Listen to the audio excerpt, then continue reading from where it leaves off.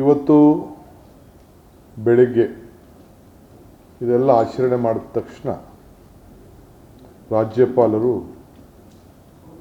ಸಂವಿಧಾನ ವಿರೋಧಿ ಮತ್ತು ಪ್ರಜಾಪ್ರಭುತ್ವಕ್ಕೆ ಮಾರಕವಾದಂಥ ಒಂದು ಪತ್ರವನ್ನು ಅವರ ಸೆಕ್ರೆಟರಿಗಳ ಮುಖಾಂತರ ಕಳಿಸ್ಕೊಟ್ಟಿದ್ದಾರೆ. ರಾಜ್ಯಪಾಲರಿಗೆ 26/7 ರಂದು ನೋಟಿಸು ವಿಚಾರವಾಗಿ ಈಗಾಗಲೇ ಉತ್ತರವನ್ನು ಸಮೇತ ನಾವೆಲ್ಲ ಡೀಟೇಲ್ ಆಗಿ ನಾವು ಕೊಟ್ಟಿದ್ದೆವು.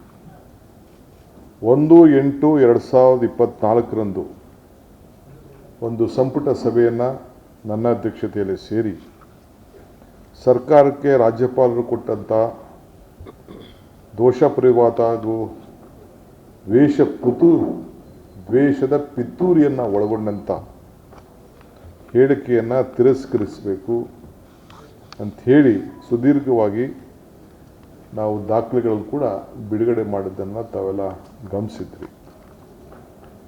ಏನು ಕೆಲವು ಅನೇಕರು ದೂರುಗಳನ್ನು ಕೊಟ್ಟಿದ್ದರು, 1, 2, 3 ಜನ, ಅವೆಲ್ಲದೂ ಕೂಡ ತಿರುಳಿಲ್ಲ ಅಂಥೇಳಿ ನಾವು ಕಾನೂನಿನ ಚೌಕಟ್ಟಿನಲ್ಲಿ ಏನೆಲ್ಲ ಅಂಶಗಳಿದೆ, ಸಂವಿಧಾನದಲ್ಲಿ ಏನೆಲ್ಲ ಅಂಶಗಳಿದೆ, ಇವೆಲ್ಲ ಗಮನದಟ್ಟಿ ತಿಳಿಯಾಗಿ ಇದು ಪೂರಕವಾಗಿ ರಾಜಕೀಯ ಪ್ರೇರಿತವಾದಂಥ ಕಂಪ್ಲೇಂಟ್ಗಳು, ಇದನ್ನು ನೀವು ಗಮನದಲ್ಲಿ ತೆಗೆದುಕೊಳ್ಬಾರ್ದು, ಇದನ್ನು ಸಂವಿಧಾನ ನೀವು ಉಳಿಸಬೇಕು, ಪ್ರಜಾಪ್ರಭುತ್ವ ವ್ಯವಸ್ಥೆಯಲ್ಲಿ ಜನರು ಕೊಟ್ಟಂಥ ಏನು ಆಶೀರ್ವಾದ ಇದೆ ಆಶೀರ್ವಾದಕ್ಕೆ ಮನ್ನಣೆ ಮಾಡಬೇಕು.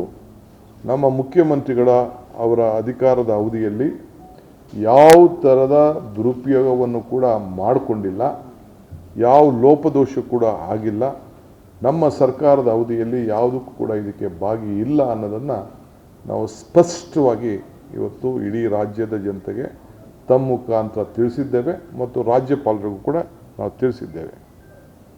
ರಾಜ್ಯಪಾಲರ ಹುದ್ದೆ ಭಾಳ ಘನತೆಗೆ ಭಾಳ ದೊಡ್ಡ ಗೌರವ. ಘನವೆತ್ತ ರಾಜ್ಯಪಾಲರಿಗೆ ನಾವೆಲ್ಲ ಗೌರವನ ಕೊಡ್ತೇವೆ. ಇಡೀ ಸರ್ಕಾರ ಅವರ ಕೈ ಕೆಳಗಡೆ ಅವರ ಮಾರ್ಗದರ್ಶನದಲ್ಲಿ ಅವರ ಹೆಸರಿನಲ್ಲಿ ಒಂದು ಸರ್ಕಾರ ನಡೀತದೆ. ಸೊ ಆದ್ದರಿಂದ ನಾವು ಸಂವಿಧಾನದ ಮೌಲ್ಯಗಳನ್ನು ಎತ್ತಿಡಬೇಕು ಅನ್ನೋ ದೃಷ್ಟಿಯಿಂದ ಮೊದಲಿಂದ ಕೂಡ ನಾವೆಲ್ಲ ಪ್ರತಿಪಾದಿಸಿಕೊಂಡು ನಾವು ಬಂದಿದ್ದೇವೆ. ಯಾರೇ ಆಗಲಿ, ನಾವು ಶಾಸಕರಾಗಿರಬೇಕಾಗಲಿ, ಸದಸ್ಯರಾಗಬೇಕಾಗಲಿ, ಮಂತ್ರಿಗಳಾಗಬೇಕಾಗಲಿ, ರಾಜ್ಯಪಾಲರಾಗಬೇಕಾಗಲಿ, ಜಡ್ಜ್ಗಳಾಗಬೇಕಾಗಲಿ, ಸಂವಿಧಾನದ ಮೌಲ್ಯವನ್ನು ಎತ್ತಿಡಿತೇವೆ ಅಂತೇಳಿ ಸಂವಿಧಾನದಲ್ಲಿ ಪೀಠಿಕೆಯಲ್ಲಿ ಏನು ಮಾತುಗಳು ನಮಗೆ ಬಾಬಾ ಸಾಹೇಬ್ ಅಂಬೇಡ್ಕರ್ ಅವರು ನಮಗೆ ತಿಳುವಳಿಕೆಯನ್ನು ಕೊಟ್ಟಿದ್ದಾರೆ, ಆ ಹಿನ್ನೆಲೆಯಲ್ಲಿ ನಾವು ಕೆಲಸವನ್ನು ನಾವು ಮಾಡಿಕೊಂಡು ಕಾರ್ಯಾಂಗದ ವ್ಯವಸ್ಥೆಯಲ್ಲಿ ನಾವೆಲ್ಲ ನಡ್ಕೊಂಡು ನಾವು ಬಂದಿದ್ದೇವೆ.